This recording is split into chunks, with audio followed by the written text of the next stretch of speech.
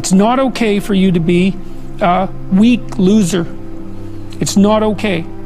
And the reason it's not okay is because you could be way more than that. And it's a crime, an ethical crime, for you to allow all that necessary potential to go to waste. It hurts you, it hurts your family, it hurts the world. Really, really, it does.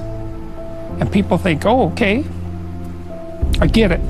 And they do get it, because they know at some level, if you turn around and you confront the suffering voluntarily, you find out that you are way tougher than you think. It's not that life is better than you think. Life is as harsh as you think. It might even be worse, but you are way tougher than you think if you turn around and confront it.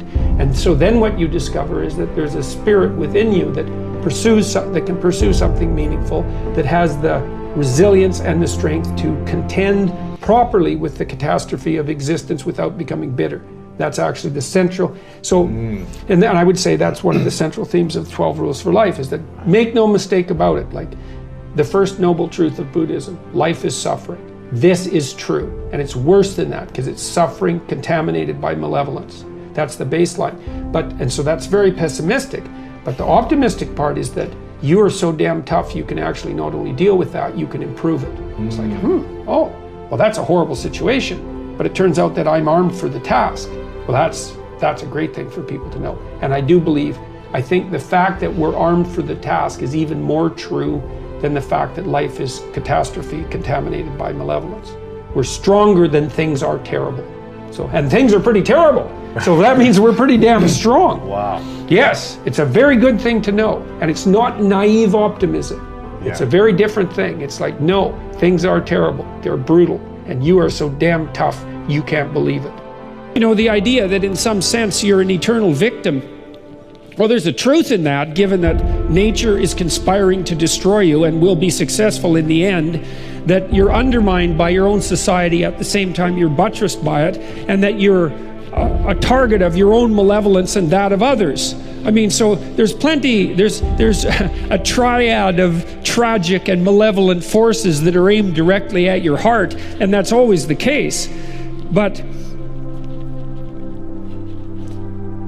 to not take responsibility for that and to attribute to that to a cosmic injustice or a sociological injustice in some sense that's aimed particularly at you, that's somehow the fault of others, is to miss the great adventure of your life. In that adoption of that adventurous mode of being, there's a deep meaning to be found. Right, a meaning maybe that transcends just you, that involves your family and that involves your community and maybe even the destiny of humanity itself. But there's nothing about that that's secure or easy, and very little that has to do with happiness. The idea that your problems should be solved for you, let's say, and that it's unfair that you have them, well, it's attractive in that there's nothing for you to do except complain. But it's horrifying in that there's nothing for you to do except complain. The difficulty is actually, the funny thing is the difficulty is actually the destiny. And it is insanely difficult, but maybe you're insanely up to the task. The problem with the pursuit of happiness is that when life's storms come along, happiness disappears, and then you're left with nothing. And so you need to pursue something that's deeper than happiness. And if happiness comes along, well then, hooray for you. You don't want to despise it because it's fleeting, but it's much better to pursue things that are meaningful than things that make you happy. It's deeper, and it orients you more appropriately, and it keeps you centered in your own life. It makes you more useful for your family and your community. So a lot of what people find in life that provides them with a sustaining meaning is a consequence of not the pursuit of rights or the pursuit of happiness or the development of self-esteem, but the adoption of responsibility. And the more responsibility, in some sense, the better. Responsibility for yourself, for making sure that your life lays itself out like it should, responsibility for your family, responsibility for the community. It's people who take responsibility that are the ones that you admire, and that's the right pathway through life. That's where meaning is to be found. And I think that's probably the crucial issue, is that identification of a profound relationship between responsibility and meaning. And for many of the people that I'm talking with, it seems like that's the first time that that's been articulated for them. Well, the suffering is pain, and the suffering is anxiety and uncertainty, and the suffering is hopelessness. But the consequence of all that is that you get bitter. And when you get bitter, you get mean and you get cruel and you start to hurt yourself and other people. So it's not only that if you don't have a goal, you suffer. It's that if you don't have a goal, you suffer, and then you get cruel and bitter and resentful, and then you start to actively try to make the world a worse place. And so because you can't suffer pointlessly without becoming bitter. And you can't become bitter without becoming cruel. So then the question is, what should your aim be? But it's not easy to ask people to say, well, it's easy to ask them, what do you want in your life? It's a very hard question to answer because it's too vague and grand. So we help, in the Future Authoring Program, we help people break that down. So, okay, so here's the situation. So put yourself in the right frame of mind. So what's the right frame of mind? It's like rule 2 in this book. Treat yourself like you're someone responsible for helping. You're someone that you are responsible for helping.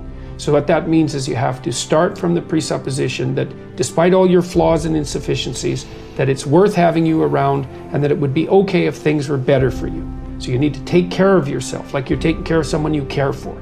So there's a bit of a detachment in that. And then the next thing is, okay, so now look 3 to 5 years down the road. Okay, you get to have what you need and want, assuming you're being reasonable and that you actually want it, which means you're willing to make the sacrifices that would make it possible. I would say that the goal in life is to conduct yourself so that life improves, at least so that undue suffering is forestalled. But more than that, it's to constrain malevolence and suffering to the degree that that's possible. But then also to work for a positive improvement in things at every level. And that's how you should orient yourself. You know, if there are things about your life that are bothering you, or things about the world that are bothering you, then you want to decompose them into solvable sub-problems. And you do this, if you have a child, this is the sort of thing that you do naturally, right? Because you want to set your child a challenge that's sufficiently challenging to push them forward in their development. So that makes it meaningful for the child. That puts them in the zone of proximal development, which is where proper maturation takes place. They'll find that intrinsically meaningful. You want to make it challenging, but also with a reasonable probability of success. And there's an art to that. So you want to set yourself a task that's difficult, but not so difficult you can't attain it. And then what happens is that you step up improvement across time, incrementally. And there's also a certain element of humility to it, right? Which is, don't bite off more than you can chew, right? Don't set grandiose goals, but incremental improvement will get you a tremendous distance.